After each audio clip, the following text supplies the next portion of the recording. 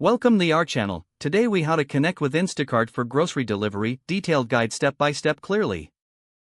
To get started with Instacart for grocery delivery, first, download the Instacart app from your device's app store or visit the Instacart website. Once the app is downloaded or the website is open, click on sign up to create a new account. Fill in your email address, create a password, and provide any other required information. After signing up, verify your email if prompted to do so. Next, enter your delivery address to see which local stores are available for delivery in your area.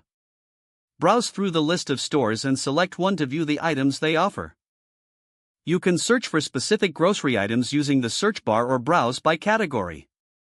Once you find the items you wish to purchase, click on them to add them to your cart.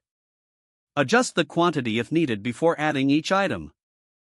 After adding all desired items to your cart, proceed to the checkout page.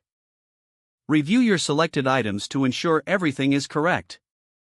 If you have any promo codes, apply them during this step for potential discounts. Next, select your preferred delivery date and time. On the checkout page, provide your payment information securely. Before finalizing your order, double-check all details, including delivery address and payment method. Once everything looks good, click on Place Order to complete your purchase.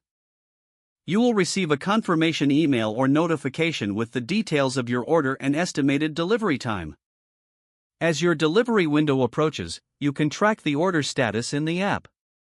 Prepare for your delivery by ensuring you are home or designating a safe location for drop-off. Finally, when your delivery arrives, check the items and enjoy your groceries. If the page does not load, refresh the browser or try again in a private or incognito window.